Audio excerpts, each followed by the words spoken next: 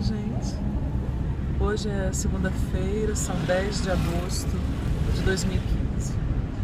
Eu tô excepcionalmente voltando, né, para os condomínios nesse horário, logo após o almoço, tipo 2 horas da tarde, porque a máquina do vidro elétrico aqui no meu carro quebrou e não há como ficar com o carro com esse vidro que agora abriu de vez e não sobe mais, né, na cidade sem consertar. Quer dizer, então é uma emergência. Eu estou voltando porque na cidade satélite que tem colada aqui a região desses condomínios, que é São Sebastião, há esses serviços, né? Eu até peguei a referência com uma amiga e aí quando eu estava voltando agora lá do plano piloto, até fiz um experimento. Falei, vou aqui na W3 Sul mesmo, tem várias lojas. Vou passar e vou perguntar para ver quanto é o mesmo serviço, né? Se for o mesmo preço, faço aqui mesmo, faço aqui agora. Aí o primeiro, esse conserto do vidro, R$30 a mais. O cara nem assim, quanto é que tá a máquina? Aí o cara, 120, 140, jogou 140. Aí o outro perguntou, colocada? Aí ele, colocada. Tava na loja aqui de São Sebastião. A esposa perguntou pro dono da loja, quanto você acha, quanto tá a máquina do Uno e tal? Ele falou, acho que tá uns R$80. 80. E pra colocar e tal, mais uns 40, 120. Na verdade, R$20, né, a diferença. Mas, gente, quanto é que tá a máquina? 140 para 80, tem uma diferença gritante, né?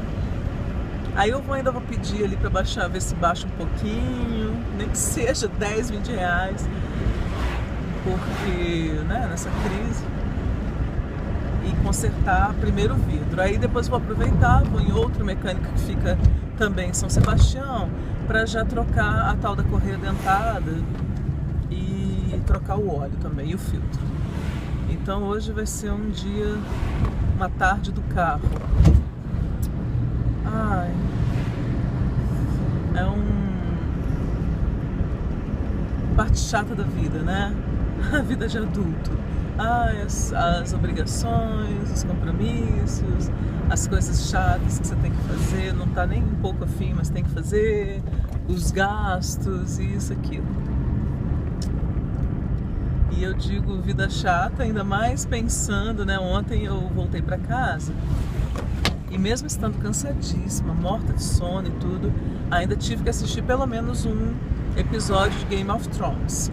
Gente, eu tô na 4ª temporada. Ontem eu assisti aquele episódio em que há o duelo, né, o combate do julgamento do Tyrell. Acho que é assim, né, que é o anão.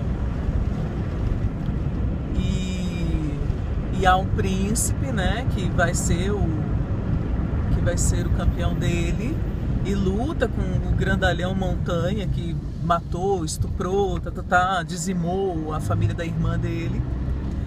E por um descuido e por uma crença falsa, ele morre, né? Ele é morto. De uma maneira horrível, da maneira mais horrível que existe. E ele fala antes da batalha, do embate em si, pra amante. Mas você vai enfrentar isso, olha o tamanho desse cara. Aí ele fala, o tamanho não importa quando o oponente está deitado. Essa é a crença falsa, porque ela se prova falsa. Ele já tinha atingido o cara, já tinha alvejado o cara, já estava quase matando o cara, mas ele queria a confissão. E aí ele descuida, fica assim, do lado do cara, o cara o derruba com a mão, e o mata com as próprias mãos, sem nenhuma arma. A arma. Então, o tamanho faz diferença, importa sim, mesmo quando o oponente já está deitado. Só não importa mais quando você já conseguiu matar, entendeu? Você matou, né? Conferiu que tá mortinho mesmo. Então tá, agora você pode relaxar. E a outra coisa, o descuido, né? que é o mesmo, assim, são esses descuidos muito similares, né? É o mesmo descuido que acontece num outro filme, bem diferente, temática diferente, época diferente, que é A Menina de Ouro. Ela também, né, excelente lutadora, tem muita ciência do valor dela, não sei o quê, mas em uma das lutas com uma campeã que é mau caráter, que não tem a mesma ética que ela dá um vacilo, ela dá as costas para essa mulher e a mulher a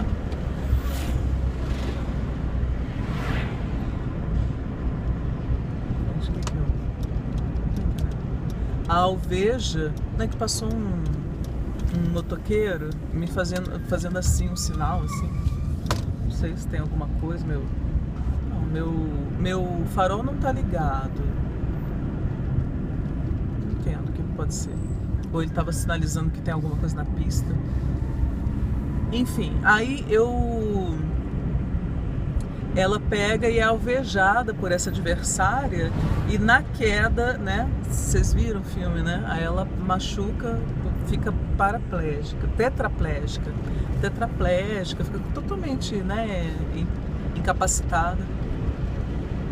Então, gente, nossa, muito chocante, né, eu fiquei com isso na cabeça. É claro, a cena é tão traumática, tão traumatizante, que eu acho que eu sonhei com aquilo, eu acordei, lembrei daquilo, a coisa mais horrorosa do planeta, assim, aquela morte, né, o que acontece naquela arena. E ao mesmo tempo o contraponto, né, porque a outra história, perdão, que ganha relevo neste episódio é o da Sansa Stark com o cara, né, que gostava, que eu não lembro agora o nome, Peter, né? Sei lá. Que é o dono do bordel, tal, que é conselheiro dos Lannisters, mas que acabou de conspirar e ajudar no assassinato do monstrinho que era rei. E aí o que acontece? Ele leva Sansa para casa da tia, pro castelo da tia, consegue chegar lá e tal, casa com a tia, né? Na mesma hora que chega, porque a tia já armou tudo, tá desesperada, vai lá, casa com ele. Mas ele não só declara a Sansa, né, que amou a mãe dela a vida inteira, desesperadamente, tal, e que ela tá mais bela do que a mãe jamais fora, dá um beijo nela. E quando a tia pensa em matá-la, porque a tia testemunha esse beijo, né, ele consegue convencemente, né? Consegue fazer a tia soltá-la. Aí quando ela tá fora de perigo, ele, sem titubear, mata a tia. E aí os dois finalmente se aliam, né? Então eu não sei se dali vai sair um romance, se a Sansa vai se apaixonar por ele, enfim. Ele não parece nada confiável, mas o que me chamou a atenção, né? Numa primeira leitura mais superficial, essa coisa, né? Nossa, do que o amor de um homem é capaz, quando esse homem ama, né? Então assim, ele amou profundamente Catelyn Stark. E aí ele trai o Robert, né? Robb Stark.